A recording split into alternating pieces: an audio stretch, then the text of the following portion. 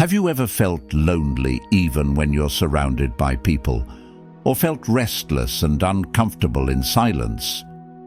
In a world filled with notifications, constant connection and endless distractions, why is it that loneliness seems more common than ever?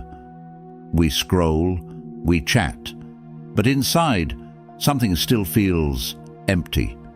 We're living in a time when being busy is glorified and solitude is feared. Society tells us, if you're alone, something must be wrong.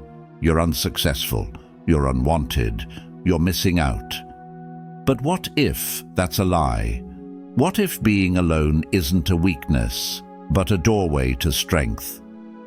You see, we spend so much time running from silence, filling every gap with noise. But ancient wisdom, especially the teachings of the Buddha, points us in the opposite direction. The Buddha himself left behind all comforts and company to walk a solitary path in search of truth. And in that stillness, he found something the world could never offer: peace. Today, I want to share with you the difference between loneliness and solitude, because they are not the same. Loneliness drains you. Solitude builds you. One is emptiness. The other is fullness from within. If you've ever asked yourself, why do I feel so lost when I'm alone? Or, how do I turn this silence into strength? Then you're in the right place. Stay with me. In the next few minutes, we'll explore how learning to be alone isn't just helpful. It might be the most important skill you'll ever develop. Let's begin this journey inward together. In today's fast-moving world, the idea of living alone or being by yourself can feel intimidating or even frightening. We often hear that a happy and successful life is one filled with people, events, and possessions. Social media and popular culture push the message that if you're alone, you're missing out or something is wrong. But there's a profound reason why nearly every spiritual tradition and wisdom path honors solitude, choosing to be intentionally alone as a powerful way to find peace, clarity, and self-mastery. Throughout history, many spiritual teachers and religious leaders have deliberately stepped away from the distractions and noise of society to seek deeper truth and freedom. The Buddha's life is a perfect example. Before his enlightenment, Siddhartha Gautama was a prince, surrounded by comfort, luxury, and sensory pleasures. Yet, he realized that no amount of external pleasure could satisfy the deeper hunger within his heart. So, he left the palace behind and embarked on a solitary journey through forests and wilderness, dedicating himself to meditation and the search for ultimate peace, the kind of peace that comes from within, not from outside circumstances. Living alone, when embraced with the right mindset, can be one of life's greatest gifts. It offers space to reconnect with yourself, to grow emotionally and spiritually, and to cultivate calmness in a chaotic world. However, for many, solitude initially feels like a burden or even a punishment. It's common to hear people say, "I'm lonely. Even though I'm living alone, I feel isolated and overwhelmed by negative thoughts. How can I handle this?" This is what happens when loneliness becomes a heavy weight, a curse rather than a blessing. But here's the truth. How you perceive and use your alone time makes all the difference. Loneliness is not the same as solitude. Loneliness is the pain of feeling disconnected, while solitude is the empowering choice to be with yourself, to reflect, and to heal. When you learn to shift your mindset and use this time intentionally, you transform loneliness into a powerful tool for self-discovery and peace.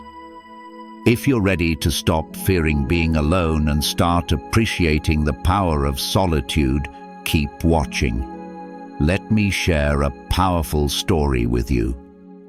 Long before he became the Buddha, Siddhartha was a prince living in comfort, surrounded by luxury and worldly pleasures. But deep inside, he felt something was missing. So he made a bold decision. He left the palace behind in search of deeper truth and lasting peace. His journey led him into the forests, where he practiced intense meditation with 5 ascetics, spiritual seekers who believed the only path to enlightenment was through extreme physical suffering. Siddhartha denied his body food, comfort, and rest, hoping that such harsh discipline would lead to spiritual awakening. But over time, he realized something profound. Going from one extreme, sensual indulgence, to the other, self-punishment, still didn't lead to true liberation. Neither path brought peace. That's when Siddhartha discovered the middle way, a life of balance, not extremes. He understood that the body must be cared for, not tortured. So he accepted food, broke his fast, and nourished himself. The 5 monks who once followed him were shocked and disappointed. They thought he had given up. They abandoned him, believing he had failed. Now, alone in the forest, Siddhartha found himself in deep solitude. But instead of feeling lost or defeated, he embraced the silence. With no distractions, no one around, and nothing left to prove, he sat beneath the Bodhi tree, completely alone, and turned inward. And there, in the stillness of solitude, he awakened. He became the Buddha. This story shows us a powerful truth. Solitude can either break you or build you. It all depends on how you use it. When used wisely, solitude becomes a sacred space for clarity, healing, and growth. But when avoided or misunderstood, it can feel like a curse. People frequently voice complaints about loneliness, but it's important to understand a critical truth. When you experience loneliness, your thoughts create a specific kind of energy. Most often, that energy carries a negative charge, feelings of emptiness, sadness, or doubt. And here's what science teaches us. Energy can't be destroyed, it can only change form. So what do you do when loneliness fills your mind with negativity? You can't make it disappear simply by wishing it away, but you can transform it. You can convert that mental energy into something constructive and powerful. One of the most common reasons people feel so lonely is that they lack a clear aim or life goal. Without a purpose, there's no direction for your energy, no target for your thoughts to rally around. The result? You feel empty, disconnected. But when you establish a goal, something meaningful to work toward, loneliness begins to fade. Your energy has a channel, your mind has direction, and your spirit finds motivation. These goals can be practical, like career milestones, or deeply spiritual, rooted in inner development and emotional healing. But no matter who you are or where you come from, cultivating a spiritual aim is essential. Why? Because sooner or later, every one of us encounters a period of solitude. And if we haven't developed inner strength, resilience, or self-awareness, that time alone can be deeply painful. Unused emotional energy accumulates and creates stress, anxiety, or even depression. That's why your best move is to learn to convert that negative energy into something positive through reflection, intention, and focused action. To do this, start asking yourself meaningful questions. What do I truly want out of this life? Who am I striving to become? Which skills and qualities should I nurture? What drawbacks or weaknesses am I ready to transform?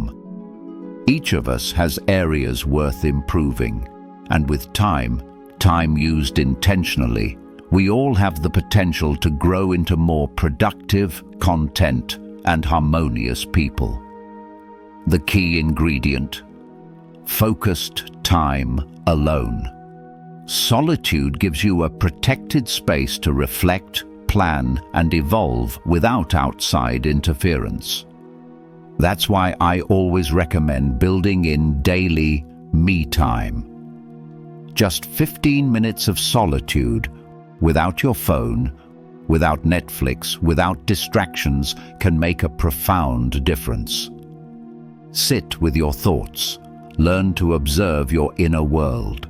Feel the stillness in your mind. This simple habit can gradually turn loneliness into clarity, stress into creativity, and silence into self-awareness.